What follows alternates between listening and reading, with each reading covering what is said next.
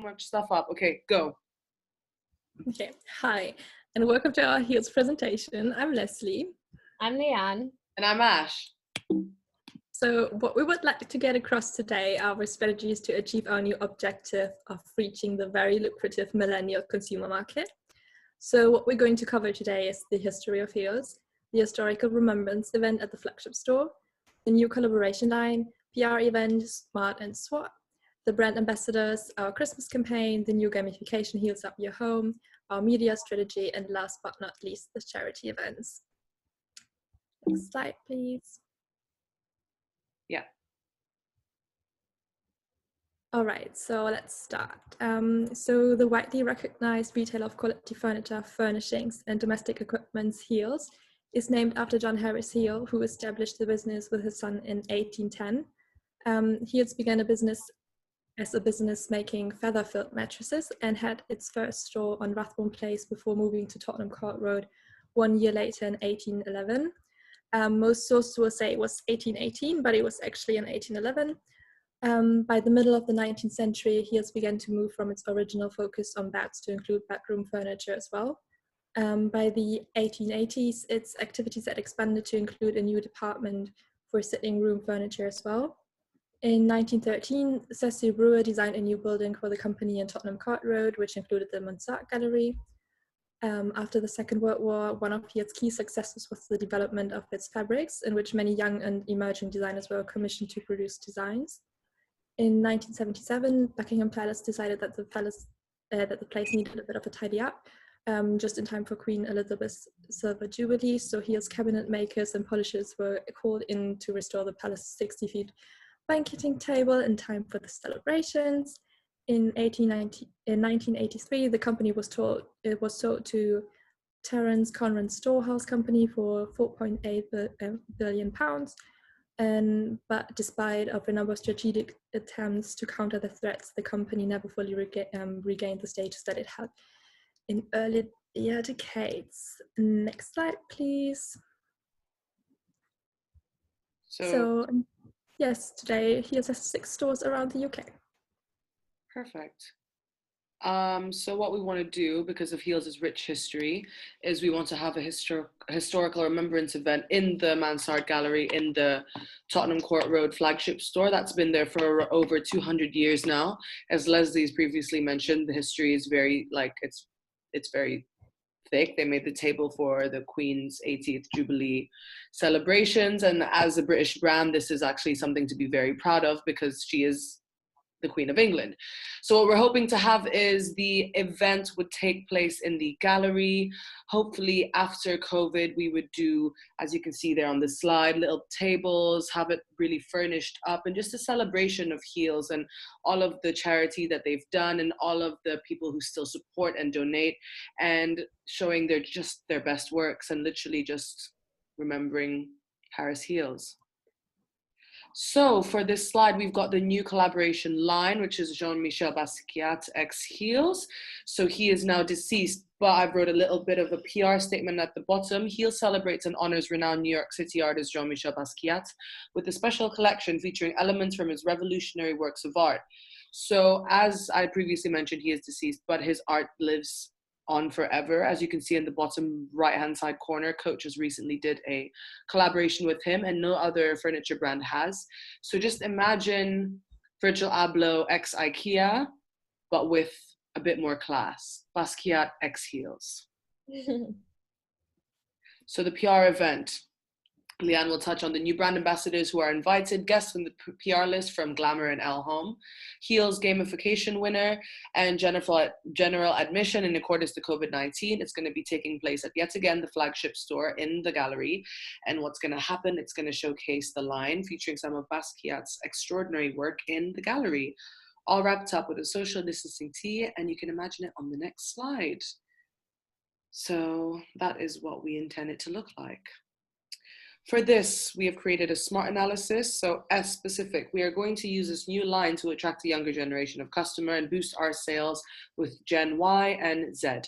M, measurable, with every online and in-store purchase, we'll be requiring some information from our customers. say a guest profile. And this will help us measure how Gen Y and Gen Z have made purchases with us.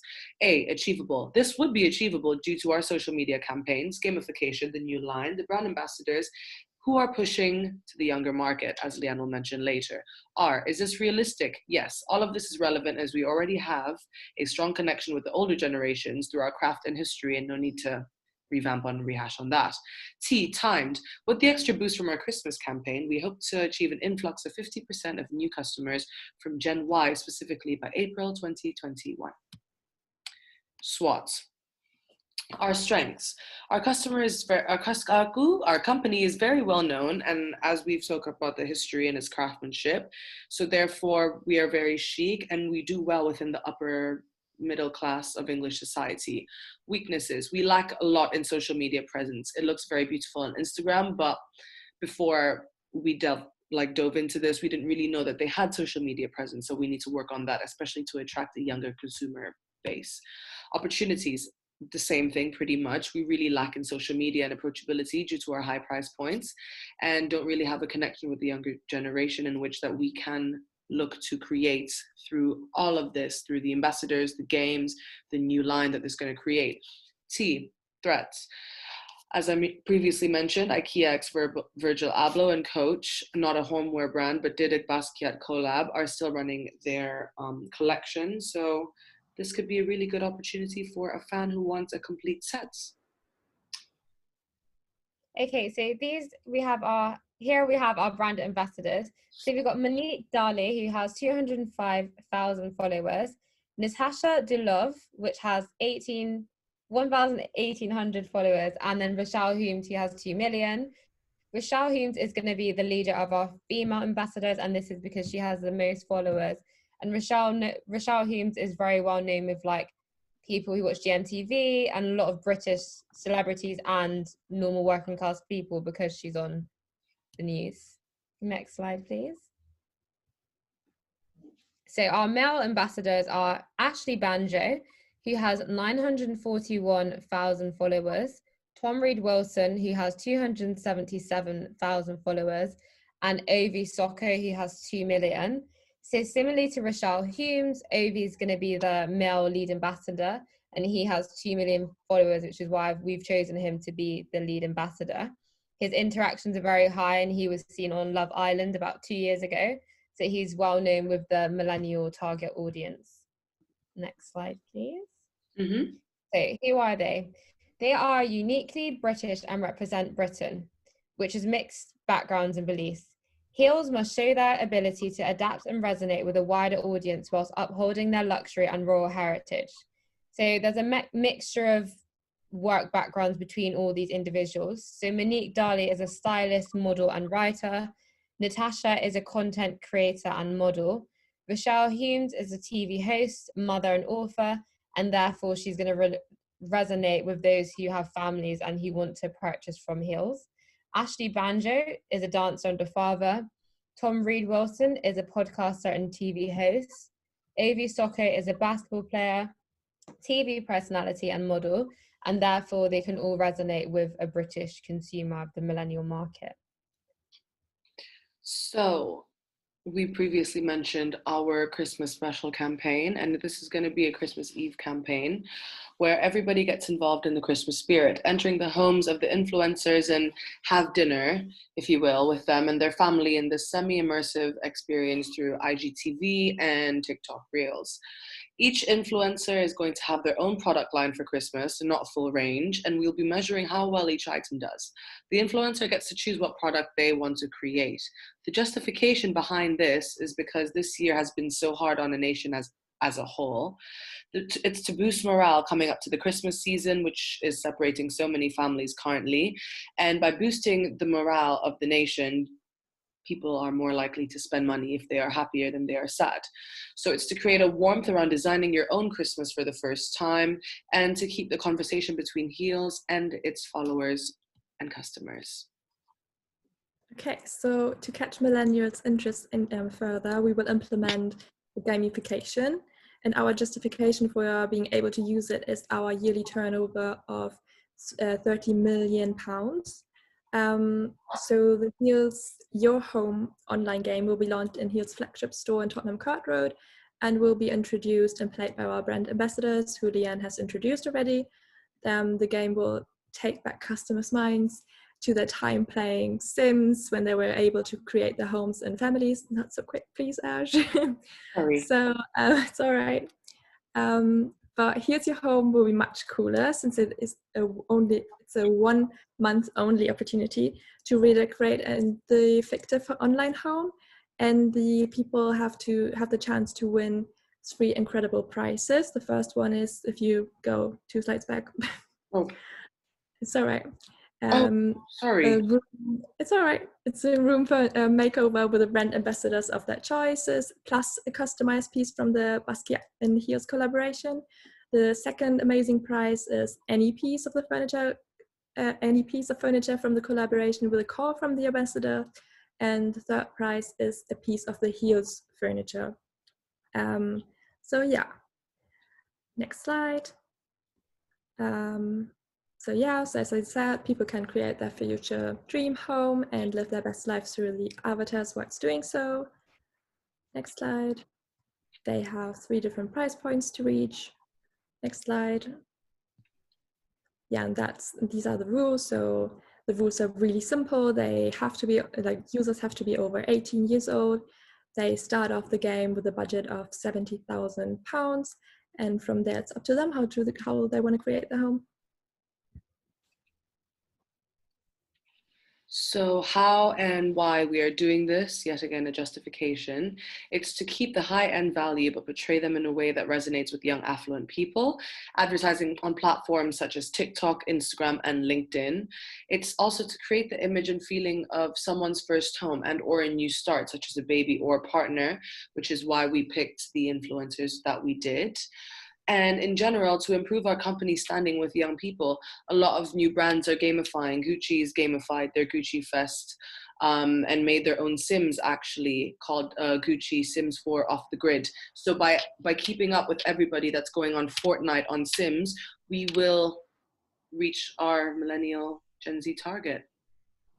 So media advertising, so I've got online and social media marketing, so non-traditional. I've got the TikTok, as I previously mentioned, the Instagram, which is one of our threats and opportunities and weaknesses, LinkedIn, and Glamour Online. Now for print media, I've put up a snippet of Loaf, which is our competitor, and this is on the ES style weekend supplement, so the Evening Standard supplement. We've got L Decoration print and ID print. So these are going to be our print media that we will be releasing our ads on, as well as online. Online would be easy and free, as we can do it in-house, whereas traditional marketing would need us to go through PR to print. So for our digital partnerships, we've chosen Glamour and Our Online. So online, I found some of the celebrities' bathrooms who the Heels consumers may be able to resonate with, such as Drake, who appealed to the millennial market, Kendall Jenner, who is also well known, Serena Williams, and Zendaya. So these are all snippets of that home. John Lewis was also featured in L Online, which is why I feel like Heels has the opportunity to be in there, because John Lewis and Heels can have similar sort of consumers. So therefore they'll be into the same thing. GQ Online for male, because GQ actually has a lifestyle department. So men who do read GQ can also be reached through digital partnerships.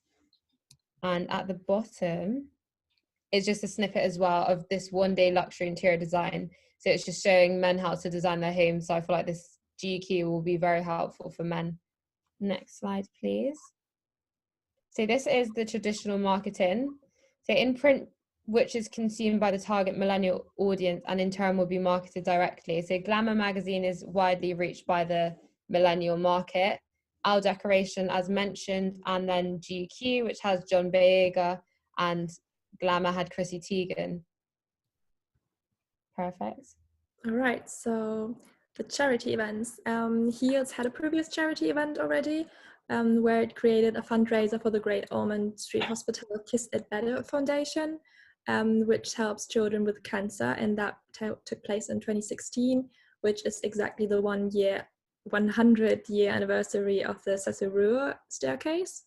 It was a cat charity auction as part of Heal's Christmas party, where new designs of its well-known cat seen on the left here by designers such as Ola Kili or Ikuko Iwamoto were auctioned from a starting price of £100. Next slide, please. And the new charities that we would like to do. So we will donate unsold stock to hospitals around the UK to show our gratitude to the NHS workers, who especially during this year with the ongoing pandemic have been working incredibly long shifts and trying their absolute best to keep most of us safe. So instead of having to go into like a very cold and uncomfortable staff lounge, we will change that and turn it into a luxurious place where they can relax and enjoy to take their breaks even more. Our second plan is to remind our customers of our collaboration with the British Heart Foundation, because we believe that most people don't really know about that. So we will encourage customers to donate their furniture with the British, which the British Heart Foundation will collect from their place for free and at any time. And lastly, we will arrange a Basquiat fundraiser just in case there will be any unsold pieces left, which we don't really believe so, but just in case. Ash, remind me, how much do Basquiat pieces sell for at an auction again? Over 1 million they sell. Yeah, so that would be extremely promising. And this event would take place at the Chiswick auctions due to its popularity and affluent clientele who goes there. And yeah, why are we doing this? As I said, to show our gratitude, but generally give back to our community and earn customers' trust and therefore their retention. So yeah, this was our Heal's presentation. Thank you very much. Thank you. And this is our reference page. Thank you very much.